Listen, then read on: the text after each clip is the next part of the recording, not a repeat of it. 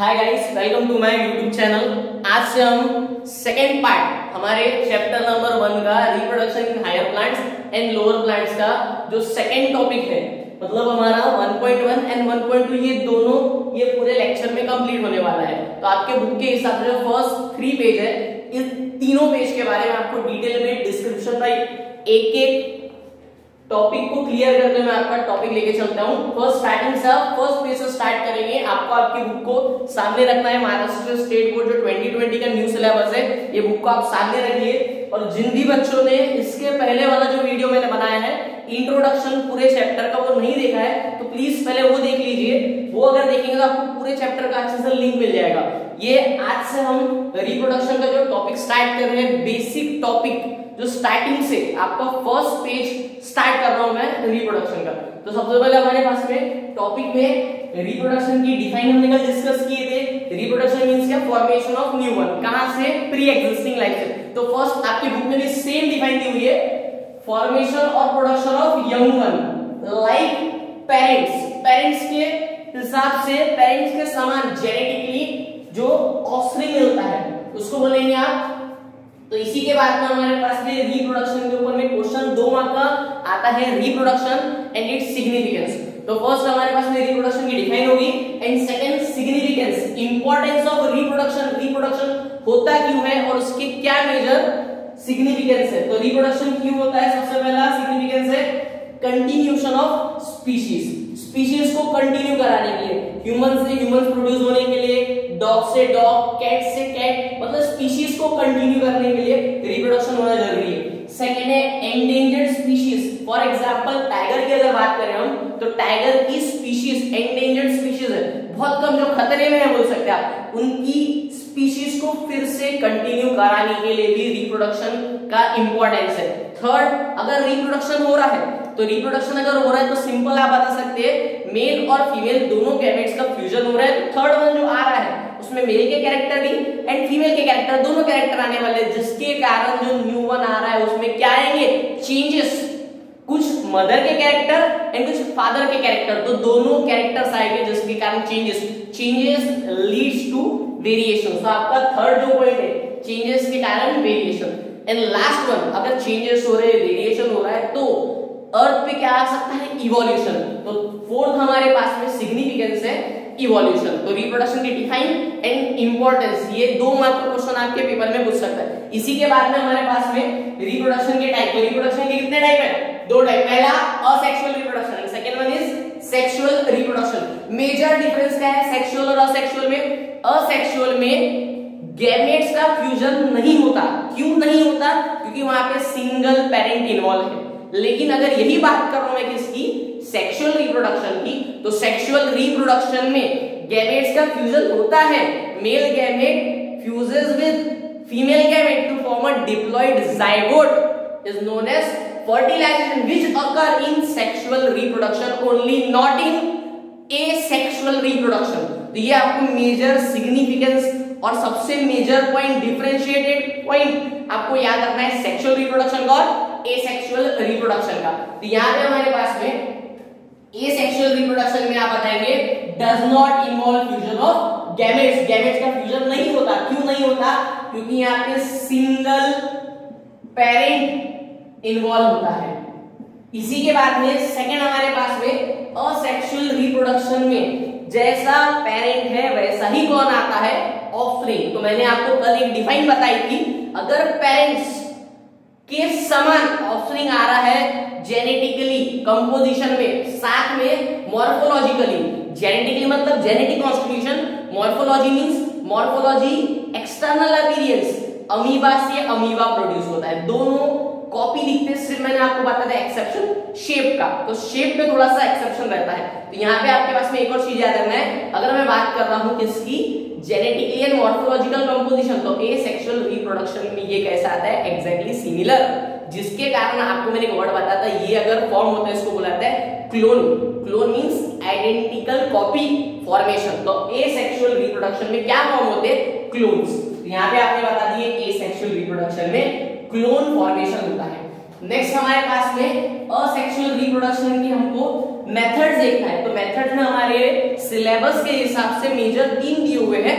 First दिया है fragmentation, second दिया है बर्डिंग एंड थर्ड वन दिया है स्पोर फॉर्मेशन है। लास्ट आपको एक पॉइंट में छोटी सी हेडिंग दी है जहां पे लिखा है बाइनरी फ्यूजन। तो ये लास्ट वाला टॉपिक है, मेजर ये 3 दिए बुक के हिसाब से। इसके बारे में आपको एक अच्छी वाली ट्रिक देता हूं बाइनरी फ्यूजन के बारे में, ये आपको याद रखना है, पेपर में आ सकता है। फर्स्ट देखते हैं हम फ्रेगमेंटेशन। फ्रेगमेंटेशन मींस क्या? फ्रेगमेंट्स होना। तो हमारे पास में फ्रेगमेंटेशन इन प्लांट्स जो को पढ़ना है, पूरी प्रोसेस किसमें हो रही है? रिप्रोडक्शन इन प्लांट्स में। तो हम टॉपिक कौन सा पढ़ रहे हैं? Reproduction in plants. तो यहाँ पे फ्रेगमेंटेशन की प्रोसेस देखना है आपको। तो फ्रेगमेंटेशन के लिए रिस्पांसिबल कौन है? स्पाइरोगायरा। स्पाइरोगायरा रिस्पांसिबल है। स्पाइरोगायरा कैसा रहता है? Multi cellular organism. तो स्पाइरोगायरा का जो स्ट्रक्चर की अगर बात कर रहा हूं मैं, तो स्पाइरोगायरा का करिए स्ट्रक्चर, ये सबसे पहले मैच्योर स्ट्रक्चर की हम बात कर रहे हैं। मैच्योर मतलब जो क्या कर सके? अपने बॉडी को डिवाइड और डिफरेंशिएट कर सके। तो मैच्योर स्पाइरोगायरा जब होता है, इसको बोला जाता है पेरेंट सेल। ये फेवरेबल कंडीशन में, फेवरेबल कंडीशन जब डिवीजन प्रमोट करेगा, फेवरेबल कंडीशन में स्पाइरोगायरा कैसा रहता है? Multi cellular. या पेपर वर्ड याद रखना है, स्पाइरोगायरा कैसा रहता है? Multi cellular. स्पाइरोगायरा का डिवीजन होता है और क्या बनते हैं इसके? फ्रेगमेंट्स। फ्रेगमेंट से न्यू इंडिविजुअल। तो पेरेंट से क्या बन रहे हैं? Daughter cells. तो पेरेंट से बन रहे हैं डॉटर सेल। सेम आपको एक और वर्ड याद रखना कि दोनों के दोनों कैसे रहते हैं? आइडेंटिकल। तो आपको याद रखना है कि दोनों के दोनों मतलब जैसा पेरेंट है वैसा ही कैसा है? कौन रहेगा? Daughter cell. तो दोनों आइडेंटिकल रहते हैं, पेरेंट का आइडेंटिकल रहता है, जिसके कारण ही हमने क्या बताया? असेक्सुअल रिप्रोडक्शन में क्या फॉर्म होता है? Clone formation. तो ये हो गया फर्स्ट आपके पास में फ्रेगमेंटेशन। सेकंड है बर्डिंग। अब बर्डिंग की अगर मैं बात करूं तो बर्डिंग की जो प्रोसेस है ये मैक्सिमम टाइम और सबसे पहले स्पेसिफाइड बोल सकते, प्रिसाइज बोल सकते कि ये किसमें होती है? यीस्ट। यीस्ट क्या है? एक्सेप्शन की मैं बात करता हूं। अगर मैं बात कर रहा हूं यीस्ट की, तो यीस्ट एक यूनिसेल्युलर फंगाई है। क्या है यीस्ट? Unicellular fungi. फंगाई अगर मैं कोई भी फंगाई की बात करूं तो सब फंगाई कैसी रहती है? Multi cellular. एक्सेप्शन वाली बात कर रहा हूं मैं आपको नीट के और एंट्रेंस के पेपर की कांतिजी में बता रहा हूं आपको, जितने भी फंगाई है सभी फंगाई कैसे रहते हैं? Multi cellular. But exception for yeast. Yeast कैसा रहता है? यूनिसेल्युलर। एक्सेप्शन वाली पॉइंट है, एक चीज नोट करके रखो अलग से कॉपी में कि यीस्ट यूनिसेल्युलर है जबकि वो फंगाई है, और सभी फंगाई कैसे रहती है? Multi cellular. हाँ देखो बड़ा से बर्डिंग की अगर मैं बात करूं तो बर्डिंग में क्या होता है? सबसे पहले ये हमारा बर्ड, ये कौन सा रहेगा? Parent cell. और पेरेंट सेल है तो ये कैसा रहेगा? कैसा रहेगा? मैच्योर। पेरेंट सेल हमेशा कैसा रहेगा? मैच्योर। अगर ये मैच्योर है, इसी के कारण क्या होगा? इसका डिवीजन। अगर ये मैच्योर नहीं है तो डिवीजन प्रमोट करेगा क्या? नहीं। तो इसके बाद में क्या होता है? यीस्ट का जो सेल है, यीस्ट के सेल पे जब डिवीजन स्टार्ट होता है तो यहाँ पे क्या फॉर्म होता है? बर्ड फॉर्म होता है। मतलब जो पेरेंट सेल है, पेरेंट सेल के ऊपर ही क्या आता है? New daughter cell. तो पेरेंट सेल के ऊपर में क्या मिल रहा है हमारे पास में? New daughter cell.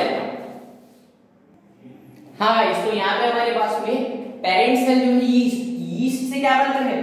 Daughter cell. तो यहाँ पे आपने बता दिए जो यीस्ट है कैसा था? मैच्योर था। मैच्योर था जिसके कारण ही इससे क्या बने? Daughter cell. अब डॉटर सेल क्या होगा? इंडिपेंडेंटली फिर से क्या होगा? ग्रो हो गया। ग्रो होने के बाद में फिर से डॉटर सेल मैच्योर होगा। मैच्योर होने के बाद में फिर से क्या बनेगा? Parent cell. और फिर से इसके क्या हो गए? डिवीजन। तो ये सेम प्रोसेस बर्डिंग इन यीस्ट चलते रहती है कंटिन्यूअसली। इसी के बाद में हमारे पास में थर्ड टॉपिक है स्पोर फॉर्मेशन। सबसे इंपॉर्टेंट टॉपिक हमारे पास में यहाँ पे स्पोर फॉर्मेशन। यहाँ पे कुछ यूनिक है, तो यूनिक पॉइंट को फिर से हम देखते हैं क्या यूनिक है। सबसे पहले प्रोसेस किसमें होती है? क्लामाइडोमोनास। कहां पे होती है? क्लामाइडोमोनास। क्लामाइडोमोनास क्या है? अलगी है। क्या है? अलगी। अलगी जिसमें बहुत सारे ग्रुप ऑफ सेल। अब आपकी बुक का एक डायग्राम दिया है फर्स्ट पेज पे, जिसमें आपको जूस्पोर्स, ये जो डायग्राम दिया है आपका, ये डायग्राम में आपके पास में बहुत सारे सेल्स दिए हैं जिसमें ईच सेल को क्या बोला जाता है, क्लामाइडोमोनास। ये क्लामाइडोमोनास सबसे पहले फिर से क्या होंगे, ग्रो होंगे। ग्रो होने के बाद फिर से क्या होंगे, मैच्योर। और मैच्योर होने के बाद में जब ये फेवरेबल कंडीशन में आएंगे, फेवरेबल कंडीशन में आने के बाद में फिर से ये इंडिपेंडेंटली यहां से मूव होंगे, ये बाहर निकलेंगे, मूव होंगे। मैंने बोला मूव होंगे मतलब उनमें क्या है, मोबिलिटी। मोबिलिटी मतलब ये मोटाइल है। मोटाइल अगर है तो इनके पास में क्या प्रेजेंट है, फ्लैजेला। प्लांट्स में क्या प्रेजेंट रहता है, फ्लैजेला। तो यहाँ पे आपको याद रखना है क्लामाइडोमोनास जो अलगी है, ये अलगी मल्टी सेल्यूलर है, जो एक सैक लाइक स्ट्रक्चर में प्रेजेंट रहती है, ग्रुप ऑफ सेल में प्रेजेंट रहती है। और जब ये खुद ग्रो और मैच्योर हो जाए तो ये रिलीज होती है, मूव होती है। तो ये मूव होती है मतलब इसमें क्या है, मोबिलिटी। और मोबिलिटी है मतलब ये मोटाइल। और मोटाइल किसके कारण है, क्या रिस्पॉन्सिबल रहता है, मोबिलिटी और मोटिलिटी के लिए। तो यहाँ पे इनके पास में क्या प्रेजेंट है, फ्लैजेला। तो आपको ये पॉइंट आपको नोट डाउन करना है कि क्लामाइडोमोनास में मूवमेंट के लिए क्या प्रेजेंट है, इसके पास में फ्लैजेला। तो यहाँ पे ये फिर से बाहर रिलीज होगा, ये इंडिपेंडेंटली ग्रो होगा, फिर से डिवीजन करेगा। तो सेम प्रोसेस यहाँ पे चलते रहेंगी, स्पोर फॉर्मेशन। एक मैंने यहाँ पे 4th पॉइंट लिखा था, जिसमें लिखा था मैंने बाइनरी फिजन। तो बाइनरी फिजन के बारे में आप अच्छे से सुनिए।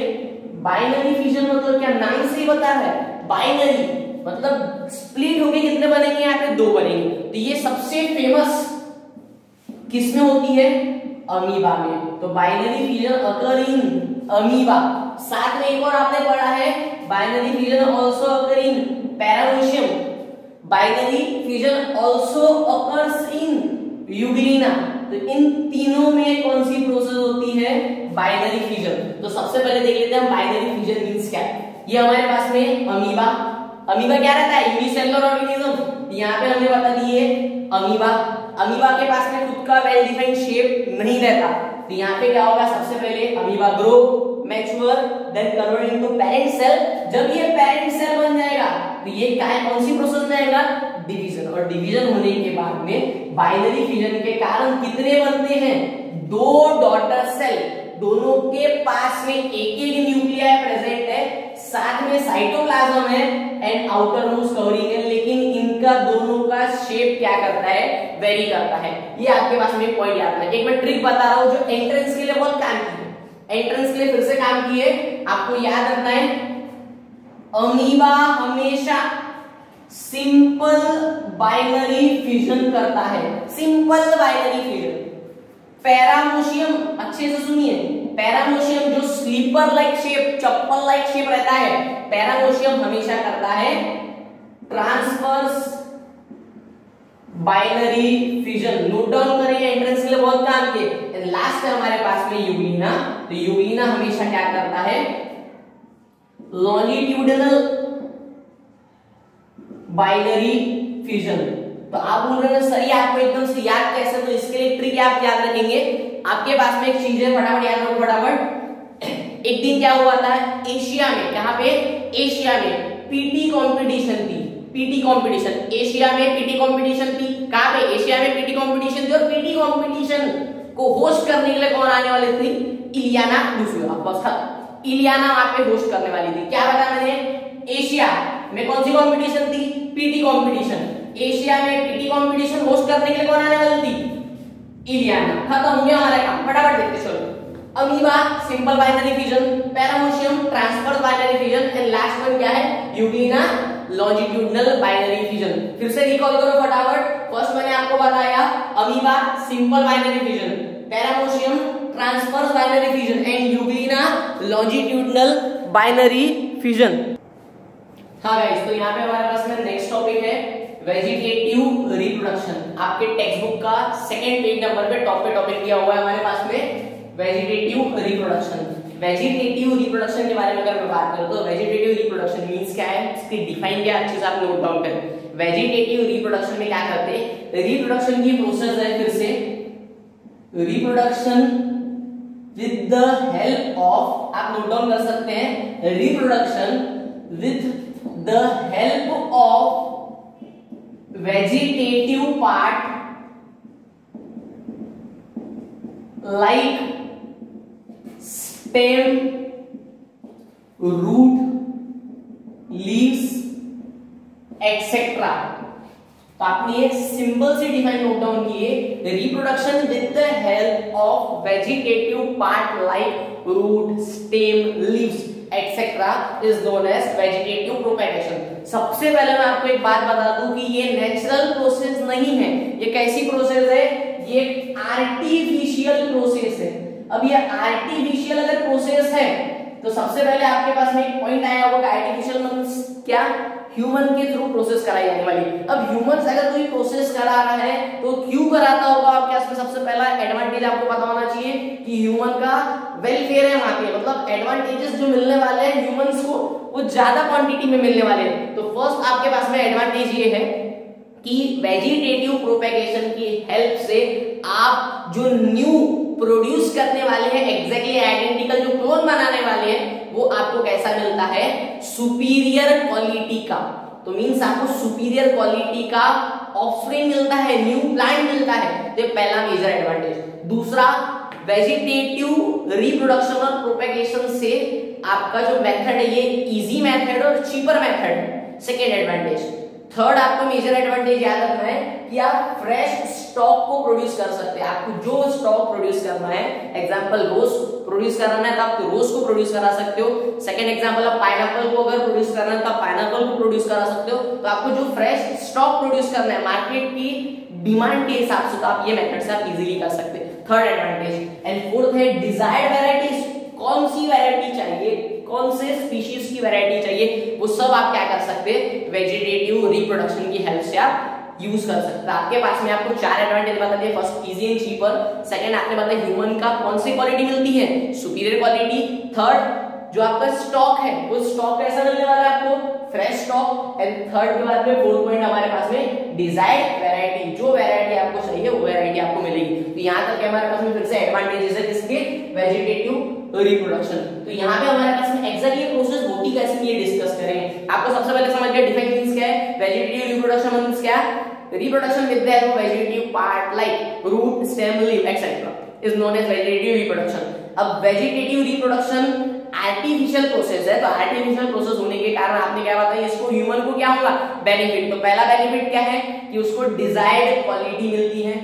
दूसरा आपने बता दिए कि वैरायटीज मिलती है, सुपीरियर क्वालिटी मिलती है, फ्रेश स्टॉक मिलता है। एंड लास्ट वन आपने एक और पॉइंट बता दिए कि आपके पास में जो वेजिटेटिव रिप्रोडक्शन का प्रोसेस है वो इजी है और साथ में कैसा है? चीपर मेथड है। तो आपने ये भी बता दिए आपके एडवांटेजेस में।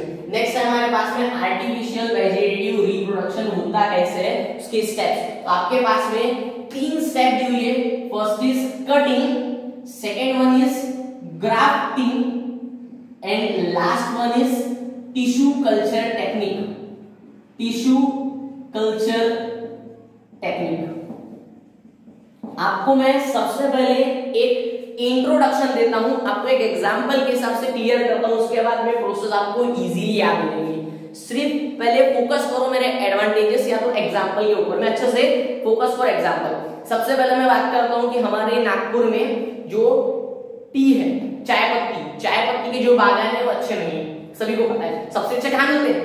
कहां पे? असम में। तो असम की जो चाय पत्ती के बागान है, चाय पत्ती का जो भी कल्चरिंग है वो बहुत अच्छा है, फेमस है। वहां की चाय पत्ती हमेशा कैसे रहती है? सुपीरियर क्वालिटी की। अब मेरे को एक बात बताओ, अगर मेरे को वही क्वालिटी यहाँ पे ग्रो करना है, कहाँ पे? नागपुर में, तो ऐसे सेम क्वालिटी ग्रो कर सकता हूँ क्या? एग्जैक्टली नहीं कर सकता। लेकिन अगर मेरे पास में वेजिटेटिव प्रोपेगेशन की मेथड है तो मैं कर सकता हूँ। मेरे को क्या करना है? अब मेरे को आसाम जाना है। आप लोग सर एकदम से आसाम कैसे? आसाम जाना है, सुनो अच्छे से।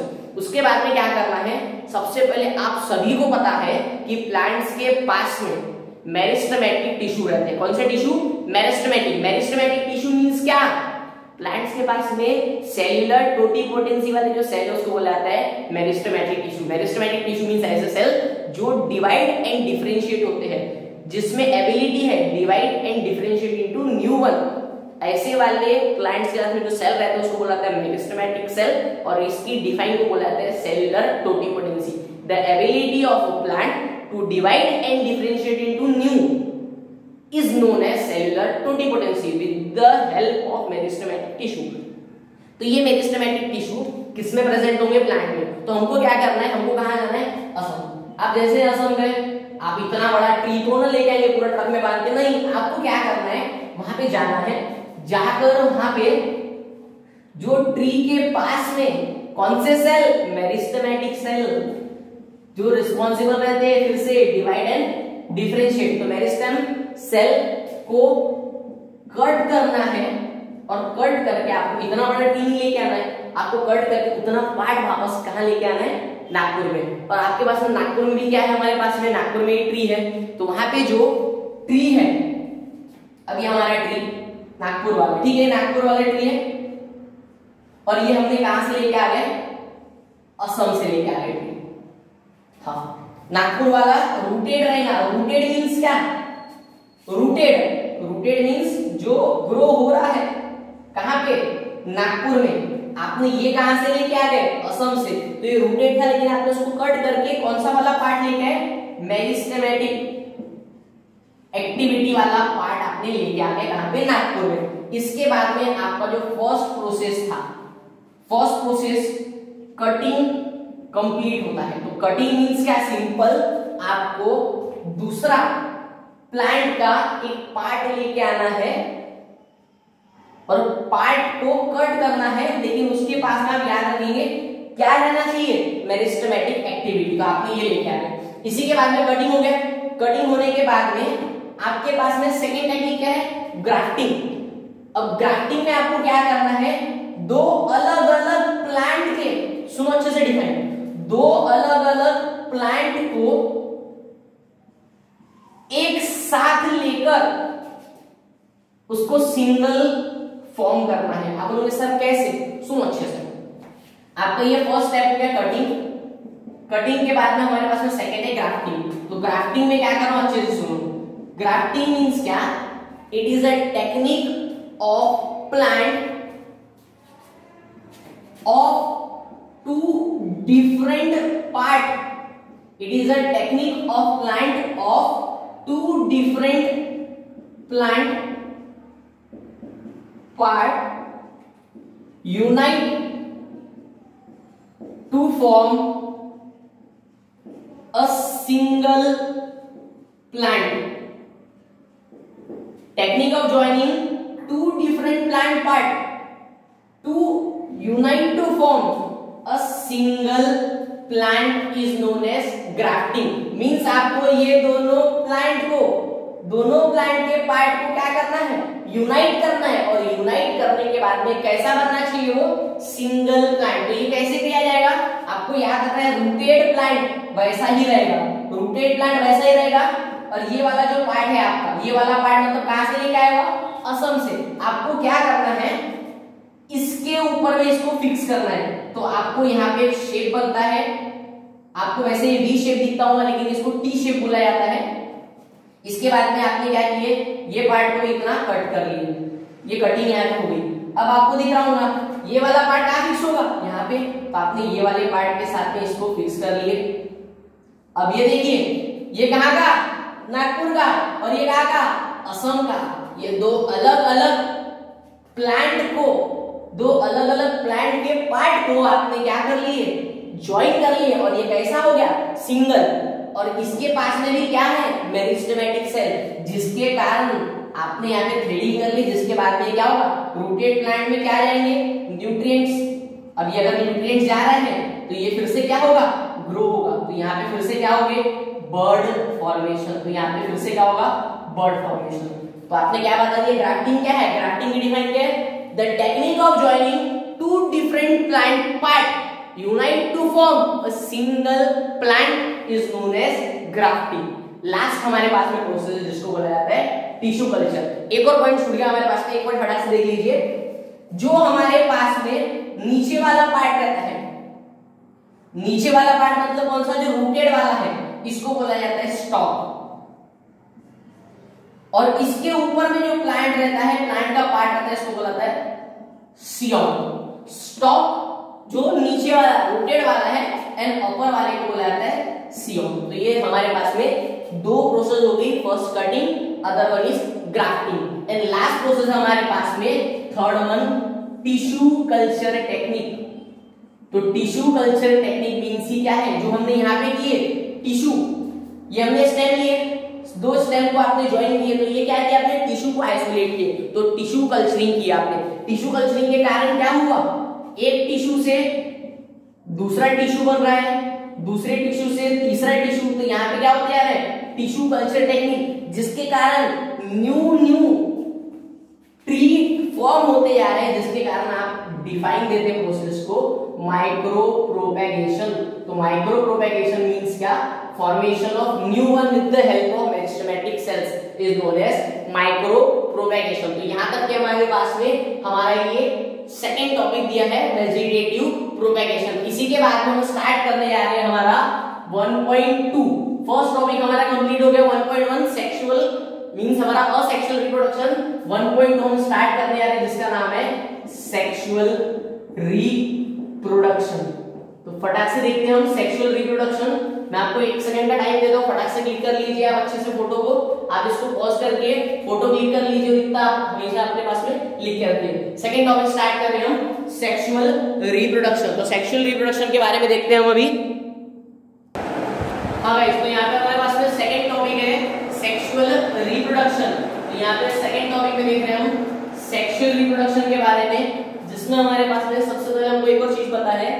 सेक्सुअल रिप्रोडक्शन की अगर मैं बात करूं तो सेक्सुअल रिप्रोडक्शन में क्या होता है, fusion of gametes. Asexual reproduction में फ्यूजन ऑफ गैमेट्स नहीं होता था, तो यहाँ पे आपने बता दिए फ्यूजन ऑफ गैमेट्स। तो गैमेट्स में कौन कौन से gamete, male gamete and female gamete. तो male gamete and female gamete दोनों का क्या होता है, फ्यूजन। तो यहाँ पे ये देखना है हमारे पास में सेक्सुअल रिप्रोडक्शन में फ्यूजन ऑफ गैमेट्स। तो ये सेक्सुअल रिप्रोडक्शन में हमारे पास में एक सिग्निफिकेंस का मेजर पॉइंट आप याद रखेंगे। सेक्सुअल रिप्रोडक्शन में दो gamete male and female gamete fuse होते हैं, जिसके कारण न्यू जो ऑफस्प्रिंग मिलता है, जिसको बोलेंगे आप डिप्लॉइड जाइगोट, और जाइगोट का कन्वर्जन होता है एम्ब्रियो।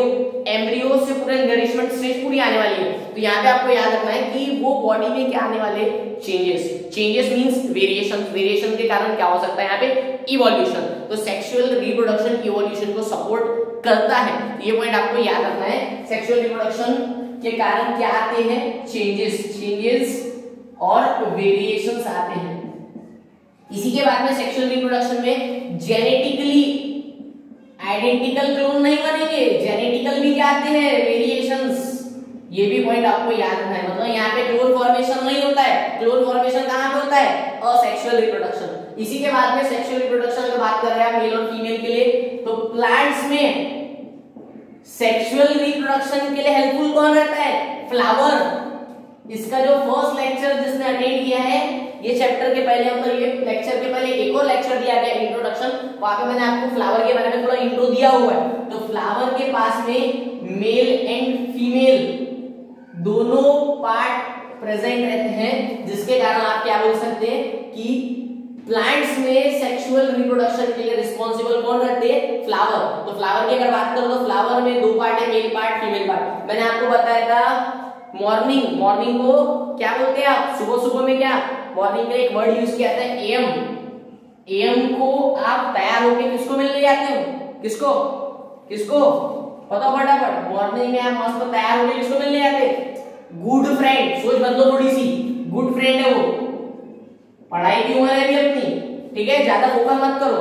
क्या है, गुड फ्रेंड। तो मॉर्निंग में आप तैयार होके कहाँ जा रहे हो, मिलने के लिए गुड फ्रेंड को, अच्छे से याद रखो। हाँ, तो ए मींस क्या है, एंड्रोशियम, एंड एम क्या है, male part, G means gynoecium and F means female part. तो androecium is male part of the flower and gynoecium is female part of the flower. तो इन दोनों के बारे में हमको डिस्कस करना है टोटल। हाँ, तो यहाँ पे देखते चलो हमारे पास में एंड्रोशियम के मेंबर को बोला जाता है स्टेमेन। फटाफट नोट डाउन करते चलो। एंड्रोशियम के मेंबर को बोला जाता है स्टेमेन के कितने पार्ट, कितने, 3 पार्ट। एंथर, कनेक्टिव, फिलामेंट, ऐसे 2 ही पार्ट रहते हैं, कनेक्टिव को भी उसमें it consist of means stamen consist of 3 parts, anther, connective, filament.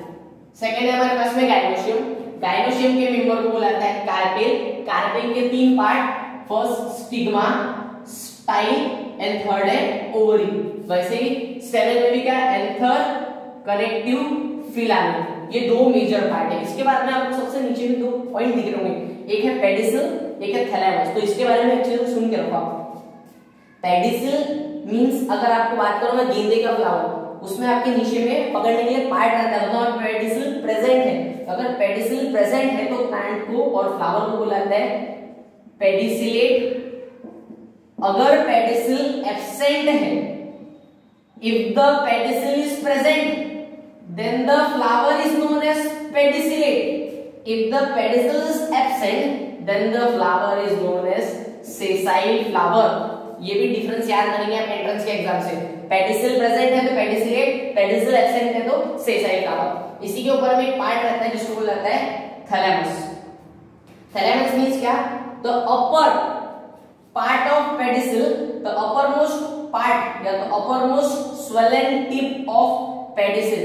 uppermost क्या लिखा हुआ है डिफाइन, uppermost और tip of pedicel is known as thalamus। the swollen tip of pedicel, the swollen tip of pedicel is known as thalamus। ये दो part. इसी के बाद में आपको कैलिक्स दिख रहा होगा, तो कैलिक्स का फंक्शन क्या था? कैलिक्स कैसा रहता है? हमेशा ग्रीन इन कलर। ये कौन सी प्रोसेस कराता है? फोटोसिंथेसिस। इसी के बाद में आपने एक और पार्ट आता है जिसको बोलते हैं Corolla. Corolla means petals. Petals क्या करते हैं? कोरोला की अगर बात कर रहा हूं मैं तो कोरोला क्या? कोरोला के मेंबर को petals. Petals are responsible for attractive colour, hence it is attract insect for the process of cross pollination. ये सब 10th स्टेट बोर्ड में आपने पढ़े हैं। यहां तक कि आपके पार्ट हुए। इसी के बाद में हमको डिटेल डिस्कस करना है गायनोशियम और एंड्रोशियम। तो male part androecium and female part gynoecium. इसके बाद में एक और चीज आपको मैं बता दूं कि सेक्सुअल रिप्रोडक्शन में 3 मेजर इवेंट्स होते हैं। 3 मेजर इवेंट्स क्या होते हैं? पहला मेजर इवेंट दिया है हमारे पास में प्री रिप्रोडक्टिव स्टेज, सेकेंड है रिप्रोडक्टिव स्टेज